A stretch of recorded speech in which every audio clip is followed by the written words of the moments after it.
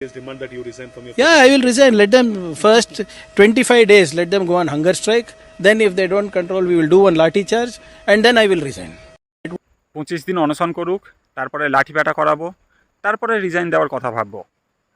এই ব্যক্তির নাম প্রিয়াঙ্ক খার্গে, মল্লিকার্জুন খড়গের ছেলে। মল্লিকার্জুন খড়গেকে মল্লিকার্জুন খড়গে হলো কংগ্রেসের অধ্যক্ষ, এবং এই প্রিয়াঙ্ক খড়গে হলেন কর্ণাটকের হোম মিনিস্টার এবং আইটি মিনিস্টার।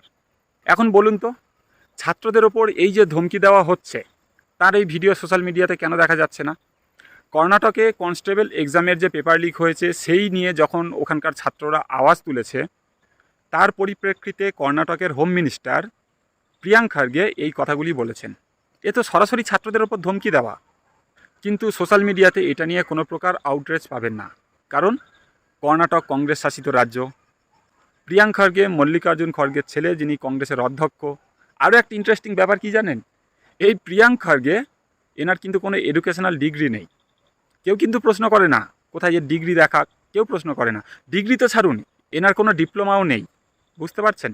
যন্তর মন্তর থেকে বাস নাম রাহেগা আল্লাহ স্লোগান উঠল, ভারতকে যারা টুকরো টুকরো করতে চায় তাদেরকে সেই মঞ্চে স্থান দেওয়া হলো, পুলিশদেরকে ধরে পেটানো হলো, বিশৃঙ্খলা তৈরি করা হলো, মোদিকে গালাগাল করা হলো, তার মাকে গালাগাল করা হলো, একজন বিদেশি প্রেসিডেন্ট যিনি আবার মহিলা, তাকেও পর্যন্ত গালাগালি করা হলো।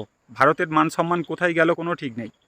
কিন্তু তারপরেও আমাদের দেশের প্রধানমন্ত্রী অনলাইনে এসে বলছেন যে এরা ভুল পথে পরিচালিত, এদেরকে ব্রেন ওয়াশ করা হয়েছে, এদেরকে ক্ষমা করা হোক।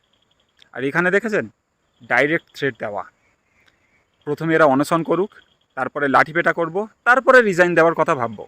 আপনি গণতন্ত্র রক্ষার কথা এদের কাছে আশা করেন? তাহলে আপনার চেয়ে বড় দুর্ভাগা আর কেউ হতে পারে না। ইনি যে কথাগুলো বললেন, এনার বডি ল্যাঙ্গুয়েজ, এনার চোখের দিকে খেয়াল করুন। দেখে মনে হয় কোনো রকম ইনি মজা করছেন, হাসি ঠাট্টার ছলে বলছেন, কোনো রকমে মনে হয় ইনি কিন্তু যথেষ্ট সিরিয়াস। আমি যখন স্কুলে পড়তাম তখন আমাদের একটা স্যার ছিল, যিনি পড়া না পারলে খুব মারতেন, এবং সত্যি বলতে ছেলেরা ভয়ে পড়াও করে আনতো। কিন্তু একদিন ওই স্যার আমাদের ক্লাসে এসে বললেন, আজকে তোদেরকে মারবো না, পড়া না পারলেও মারবো না। আমরা তো অবাক। কারণ কি?